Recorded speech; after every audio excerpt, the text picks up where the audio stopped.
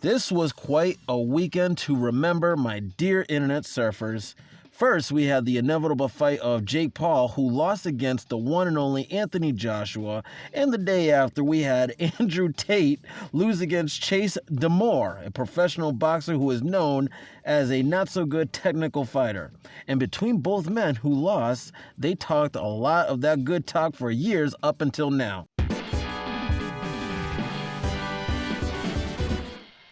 But this video's focus is about the encompassing event that took place last weekend at the time of this video, which is the release of the much anticipated third installment of Avatar: Fire and Ash.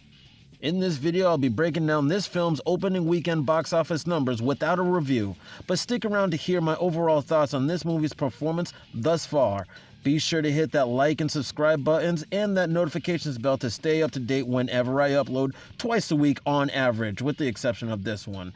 And with that said, let's talk. Hey everyone, Ayo here of 4BZ News, giving you the latest and basic box office numbers breakdown of Avatar: Fire and Ash. From the get, this movie is currently ranking number 1 in the box office now and is the second highest opening of 2025, following a Minecraft movie.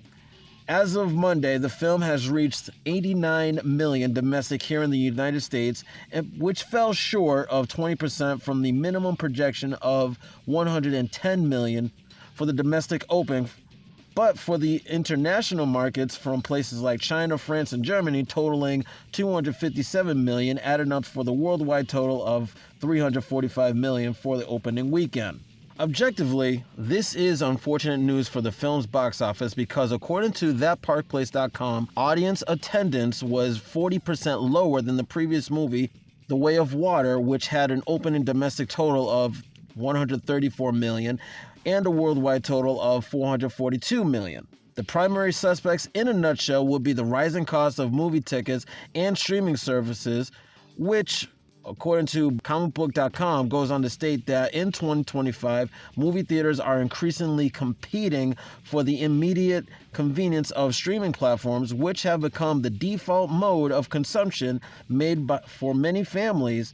In addition, the escalating cost of tickets and an unstable global economy have transformed a night of the movies into a luxury expense, leading audiences to skip even high-profile sequels in favor of waiting for a digital release, quote and unquote. So why does this even matter? Well, as we all know, in this culture of capitalism, whenever we as a group of consumers continue to support almost anything in a particular market, that we will continue to get more of a product and or service.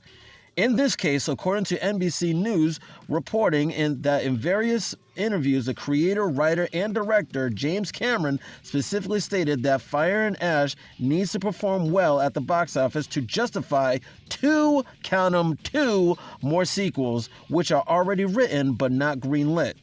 And mind you that these movies are quite expensive to make, with this movie's reported budget of $400 million, making this Avatar film one of the most costliest movies ever made. And if you follow this channel, you would know that in order for a movie to be profitable, it has to make double its budget back, which would be in the ballpark of around 800 million.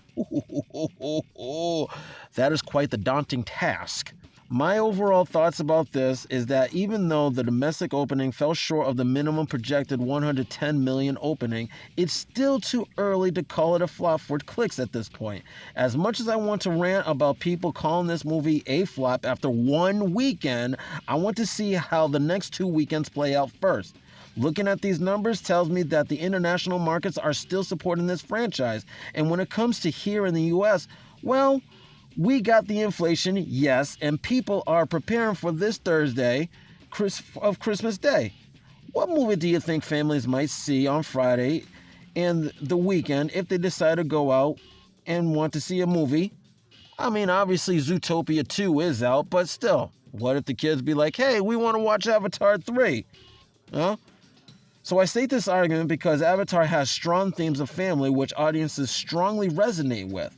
But let me know down in the comments below, Do you think Avatar Fire and Ash will have a second weekend hold, or will it have a significant drop off? I'll see you all in the next video. Happy holidays and happy Christmas, everyone. Peace.